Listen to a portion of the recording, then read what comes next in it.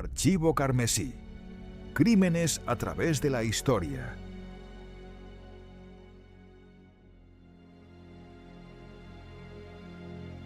El 20 de enero del año 681 a.C., los gritos de horror resonaron por los pasillos del gran templo de Nisroch en Nínive.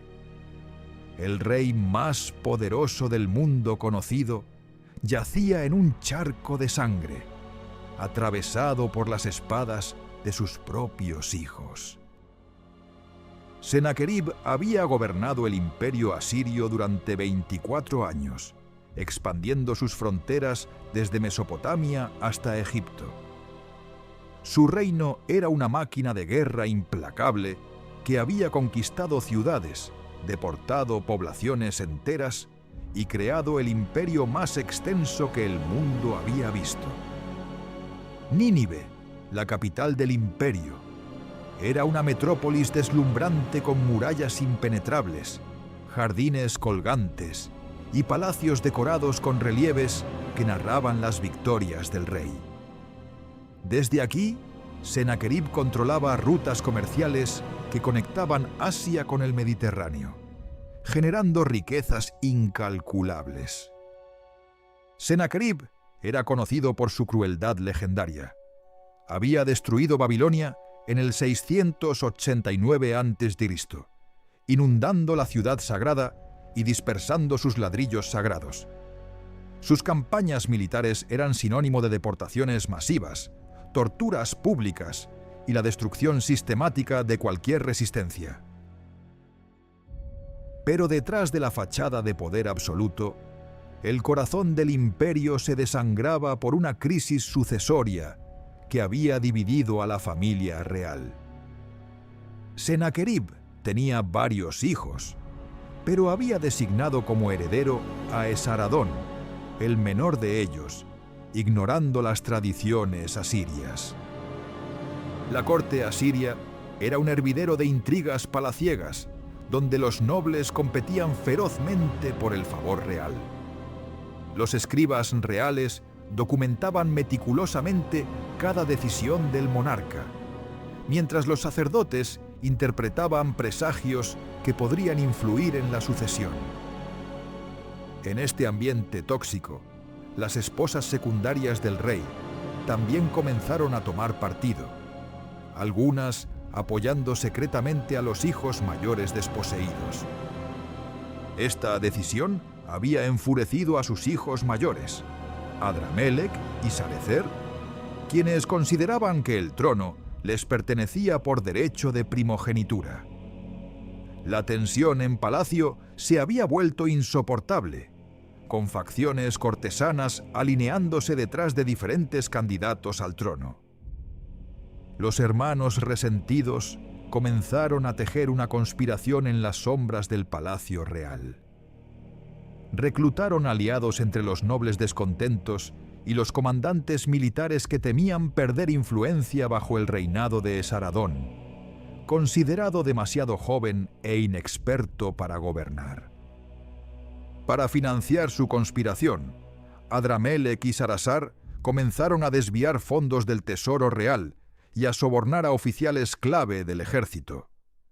Establecieron contactos secretos con gobernadores provinciales descontentos y con mercenarios extranjeros. Los hermanos también buscaron el apoyo de reinos vasallos que habían sufrido bajo el yugo de Sennacherib, prometiéndoles mayor autonomía a cambio de su silencio y complicidad. La oportunidad perfecta llegó durante las celebraciones del Año Nuevo asirio, cuando Sennacherib realizaría los rituales sagrados en el templo de Nisroch. Era el momento más vulnerable del rey, cuando estaría solo con sus dioses, sin su guardia personal habitual. Los conspiradores planearon cada detalle meticulosamente. Sobornarían a los guardias del templo, asegurarían las rutas de escape hacia el norte, donde tenían aliados en las provincias fronterizas, y eliminarían cualquier testigo que pudiera implicarlos en el magnicidio. Los conjurados estudiaron durante semanas las rutinas religiosas de Sennacherib, memorizando cada movimiento de la Guardia Real. Infiltraron espías entre los servidores del templo y corrompieron a algunos guardias de confianza. El arma elegida fue una daga ceremonial asiria, irónicamente un regalo que el mismo Sennacherib había recibido años atrás tras conquistar una ciudad rebelde en Siria. El plan también incluía apoderarse del tesoro real y los símbolos del poder, la corona, el cetro y las tablillas que contenían los tratados con los reinos vasallos. Sin estos elementos, Esaradón no podría legitimarse como sucesor legítimo del trono asirio. La mañana del 20 de enero amaneció fría y brumosa en Nínive. Sennacherib se despertó sin sospechar que sería su último día. Se vistió con sus túnicas ceremoniales doradas y se dirigió al templo para realizar los rituales que garantizarían la prosperidad del reino durante el año venidero. El templo de Nisroch estaba decorado con incienso y ofrendas. Los sacerdotes habían preparado los altares con los objetos sagrados necesarios para la ceremonia. Sennacherib entró con la confianza de quien había gobernado durante décadas, ignorando que sus propios hijos lo esperaban en las sombras. Los sacerdotes del templo, ajenos a la conspiración, habían preparado rituales especiales para invocar la protección de Nisroch sobre las campañas militares venideras. Las paredes del santuario estaban adornadas con relieves que mostraban las victorias pasadas de Sennacherib. El aroma del incienso de cedro llenaba el aire, creando una atmósfera solemne que contrastaba dramáticamente con la violencia que estaba por desatarse. Mientras el rey se postraba ante la estatua del dios Nisroch, comenzando las oraciones rituales, Adramelech y Sarecer emergieron de detrás de las columnas del templo. Sus espadas brillaron brevemente en la luz de las antorchas antes de hundirse en el cuerpo de su padre. Sennacherib ni siquiera tuvo tiempo de gritar. Las puñaladas fueron precisas y mortales, dirigidas al corazón y la garganta. El rey que había conquistado naciones cayó sin honores en el suelo del templo, su sangre mezclándose con el aceite sagrado de las ofrendas. Los hermanos asesinos huyeron inmediatamente hacia el norte, hacia el reino de Ararat, donde tenían aliados esperándolos. Llevaron consigo parte del tesoro real y algunos documentos importantes, pero no lograron apoderarse de todos los símbolos del poder como habían planeado. El descubrimiento del cadáver real causó pánico instantáneo en Nínive. Los sacerdotes corrieron por el palacio gritando la terrible noticia, mientras los guardias reales sellaban inmediatamente todas las salidas de la ciudad buscando a los culpables. Los mensajeros reales salieron galopando desde Nínive hacia todas las provincias del imperio, llevando la terrible noticia del regicidio. En las ciudades vasallas, algunos gobernantes celebraron secretamente la muerte del tirano, mientras otros temieron que el caos resultante pudiera extenderse a sus propios territorios. Las fronteras del imperio se volvieron vulnerables ante posibles invasiones de pueblos enemigos. Esaradón se encontraba en una campaña militar en las montañas del norte, cuando recibió la noticia del asesinato de su padre. Inmediatamente regresó a Nínive con sus tropas leales, pero tuvo que luchar por semanas para asegurar su posición como nuevo rey.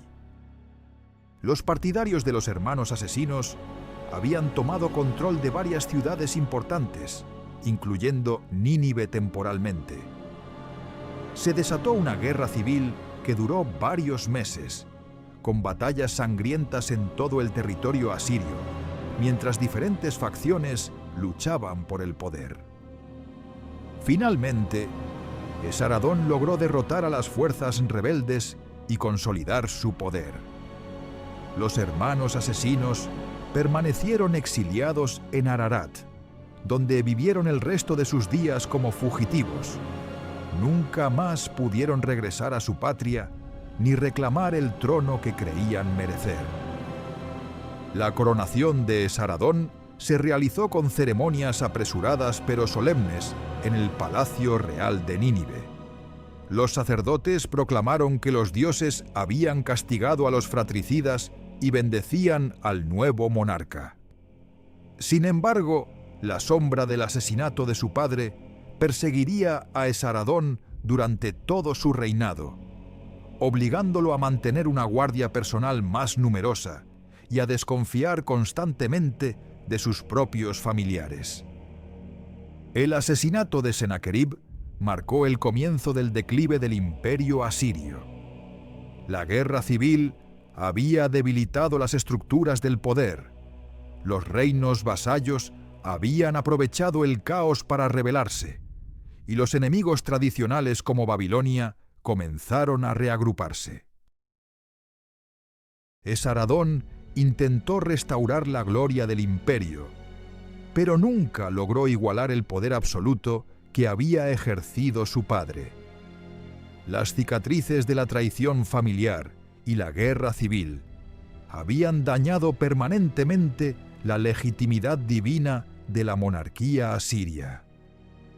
Los historiadores antiguos, incluyendo los cronistas babilonios, registraron este magnicidio como un ejemplo de la justicia divina. Para muchos pueblos oprimidos por Asiria, la muerte violenta de Sennacherib era el castigo merecido por sus crímenes contra la humanidad. El templo de Nisroch fue purificado y reconsagrado después del asesinato, pero nunca volvió a tener la misma importancia religiosa. Muchos asirios interpretaron el magnicidio en terreno sagrado como una señal de que los dioses habían abandonado a su pueblo. Para restaurar la legitimidad divina de la monarquía, Esaradón ordenó la construcción de nuevos templos y la restauración de santuarios antiguos en todo el imperio. Los astrólogos reales fueron consultados constantemente para interpretar señales celestiales que pudieran prevenir futuras tragedias. Se establecieron nuevos protocolos de seguridad para las ceremonias religiosas, incluyendo la revisión exhaustiva de todos los participantes. El crimen también estableció un precedente peligroso en el mundo antiguo, que incluso los reyes más poderosos eran vulnerables a la traición familiar.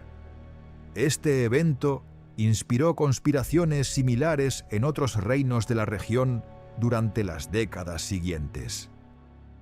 Irónicamente, aunque los asesinos lograron eliminar a Sennacherib, no consiguieron destruir su legado. Sus conquistas, sus innovaciones militares y sus construcciones arquitectónicas siguieron influenciando la región durante siglos, mucho después de que el imperio hubiera desaparecido.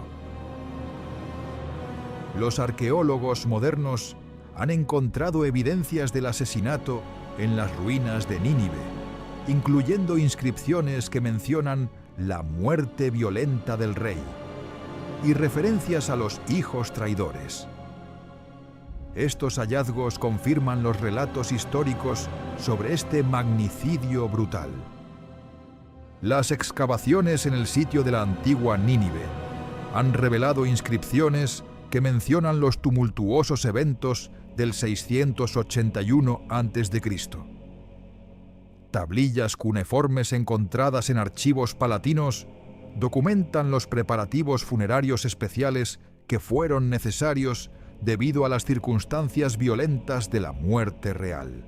Estos hallazgos arqueológicos confirman que el asesinato causó una crisis dinástica sin precedentes en la historia asiria. El asesinato de Sennacherib también aparece mencionado en textos bíblicos, donde se describe como el cumplimiento de una profecía divina contra el rey que había sitiado Jerusalén. Esta referencia bíblica ha mantenido vivo el recuerdo de este crimen durante milenios. Hoy sabemos que el magnicidio de Sennacherib fue uno de los primeros casos documentados de parricidio político en la historia. La combinación de ambición personal, crisis sucesoria y oportunismo creó las condiciones perfectas para esta tragedia familiar que cambió el curso de la historia. Así terminó la vida del rey que había hecho temblar al mundo conocido, no en el campo de batalla como un guerrero, sino traicionado por su propia sangre en el lugar más sagrado de su reino. Un recordatorio eterno de que el poder absoluto nunca protege completamente de las traiciones más íntimas. Esto ha sido Archivo Carmesí. Si este caso te ha atrapado, suscríbete para no perderte ningún crimen histórico. Cada semana, un nuevo caso. La historia nunca fue inocente.